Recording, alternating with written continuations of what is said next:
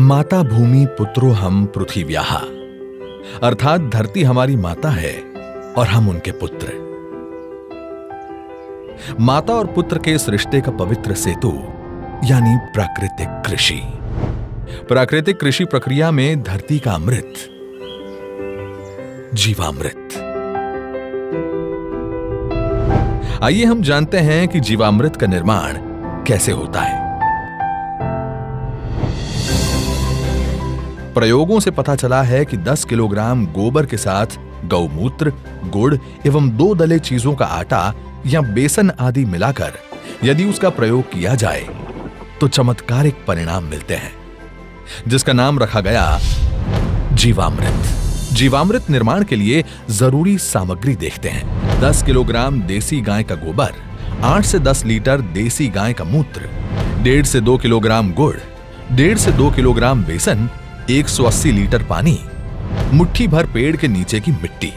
आसानी से उपलब्ध इन सामग्री से जीवामृत बनाने की विधि भी इतनी सरल है कि कोई भी किसान इसे अपने आप बना सकता है। इन सामग्री में से गुड़, बेसन एवं गोबर को पानी या तो गौमूत्र का उपयोग करके ठीक से मसलकर लिक्विड जैसा बना लें। अब इन सामग्रियों को एक ड्रम में डालकर उसे लकड़ी के एक डंडे से घोलना है। ठीक से घोलने के बाद जीवामृत बनने के लिए 2 से 3 दिन तक छाया में रख देना है। प्रतिदिन सुबह और शाम घड़ी की सुई की दिशा में लकड़ी के डंडे से 2 मिनट तक इसे घोलना है और जीवामृत को बोरे से ढक देना है। यह जीवामृत जब सिंचाई के साथ खेत में डाला जाता है तो भूमि में जीवाणुओं की संख्या अविश्वसनीय बढ़ जाती है और भूमि के रासायनिक व जैविक गुणों में वृद्धि होती है। जीवामृत को महीने में 2 बार या 1 बार उपलब्धता के अनुसार 200 लीटर प्रति एकड़ के हिसाब से सिंचाई के पानी के साथ दीजिए। फलों के पेड़ों के पास दोपहर 12 बजे जो छाया पड़ती है, उस छाया के पास प्रति पेड़ 2 से 5 लीटर जीवामृत भूमि पर महीने में 1 बार या 2 बार गोलाकार में डालना है। इससे मिट्टी स्वस्थ बनती है और फसल भी उतनी ही बेहतर मिलती है। इससे किसान के मित्र माने जाने वाले केंचुओं की संख्या बढ़ती है। प्राकृतिक कृषि में गहरी जुताई की भी जरूरत नहीं होती है। इतना ही नहीं, प्राकृतिक कृषि भूमिगत जल को भी बढ़ाती है। इस प्रक्रिया से मुख्य फसलों के साथ सहयोगी फसलों को भी उगाया जा सकता है। घन जीवामृत जीवामृत का ही सूखा हुआ स्वरूप है, जिसे फसल बोने से पहले जमीन में मिलाया जाता है। धूप में सुखाए गए 200 किलोग्राम गोबर में ताजा बना 20 लीटर जीवामृत मिलाकर 2 दिन छाया में रखते हैं। इसे एक बार फिर धूप में सुखाकर तथा डंडे से पीसकर महीन बना दिया जाता है। यही घन जीवामृत है, जिसे 1 एकड़ के लिए प्रयोग कर सकते हैं। प्राकृतिक खेती का एक आवश्यक आदान बीजामृत है। बीजामृत जहां बीज को बीज जनित रोगों से बचाता है, वहीं इसकी अंकुरण क्षमता को अद्भुत रूप से बढ़ाता है। देसी गाय के 5 किलोग्राम गोबर, 5 लीटर गौमूत्र, 50 ग्राम बुझा हुआ चूना और थोड़ी सी मिट्टी को 20 लीटर पानी में मिलाकर बीजामृत बनता है। एक रात रखने के बाद इसमें 100 किलोग्राम बीज का संस्कार किया जाता है। इसके 1 दिन बाद संस्कारित बीज बुआई के लिए तैयार हो जाता है। आच्छादन प्राकृतिक खेती का एक महत्वपूर्ण नियम है। खेती वाली सारी भूमि को फसल अवशेष से या छोटी अवधि की अंतर फसलों से पूरा ढक दिया जाता है। आच्छादन भूमि में नमी बनाए रखता है तथा वातावरण से नमी को खींचकर खेती हेतु पानी की खपत को भी अद्भुत रूप से घटाता है। जीवाणुओं एवं केंचुओं की गतिविधियों को बढ़ाता है, खरपतवार को नियंत्रित करता है तथा अंत में विघटित होकर जमीन से कार्बन उत्सर्जन को रोककर भूमि के जैविक कार्बन क्षमता को बढ़ाता है।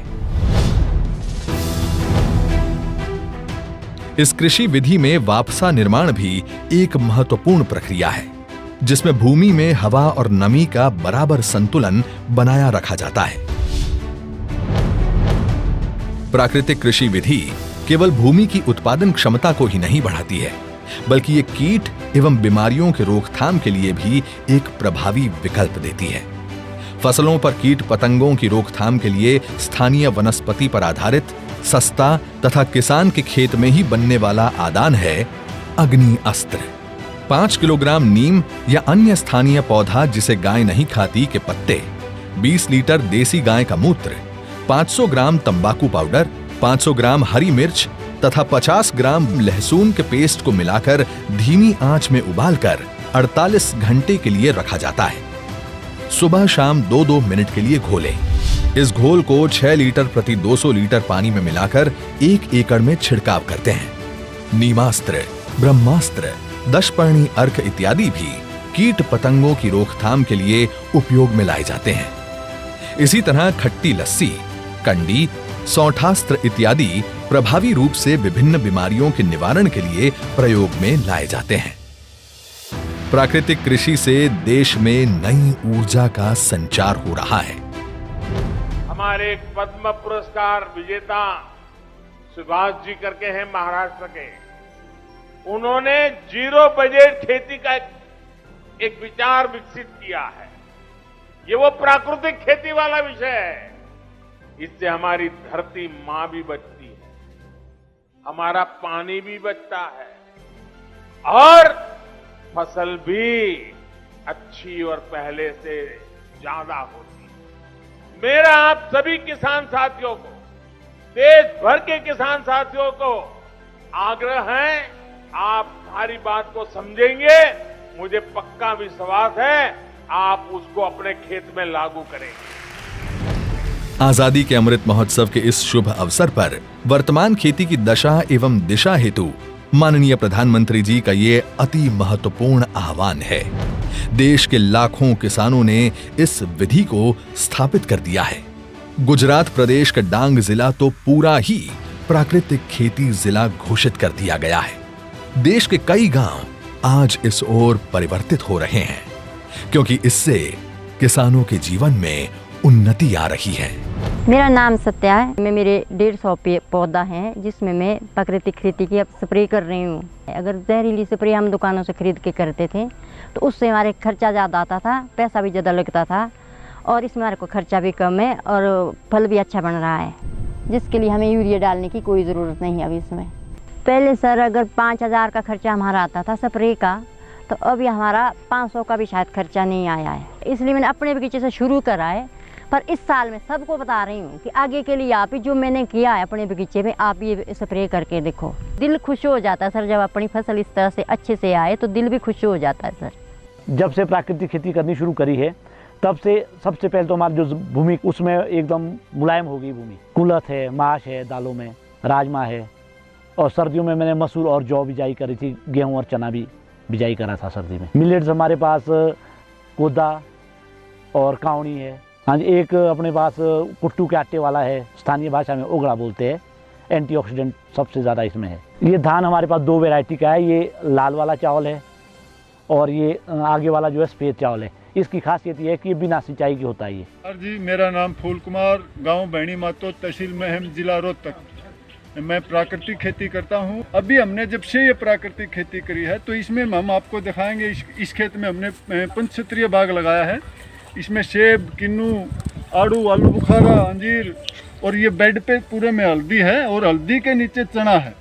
इससे हमारी केवल इंटरक्रॉप की जो इनकम है वो करीब 1 साल में 1.5 से 2.5 લાખ તક मतलब आ जाती। कोविड જેવી મહામારીની પરિસ્થિતિમાં લોકોને એક સમજ આવી કે જો આપણો ખોરાકમાં શુદ્ધિકરણ હશે તો જ આપણે બચી શકાશે। તો હવે એ લોકો સમજવા માંડ્યા છે, લોકો ઉપભોક્તા સમજવા માંડ્યા છે કે આપણે પ્રાકૃતિક ખોરાક ખાવો છે, તો ત્યાં આપણે ભાવ પણ મળે છે। तो हमारा पैसा भी बचा और टाइम भी बच रहा है, और हमारी जो है खेती का, हमारी धरती माँ का स्वास्थ्य भी अच्छा हो रहा है, और उसके साथ साथ हमारा भी स्वास्थ्य अच्छा हो रहा है। यही तो है आत्मनिर्भर किसान, जो ला रहे हैं गांव-गांव में समृद्धि और बना रहे हैं आत्मनिर्भर भारत।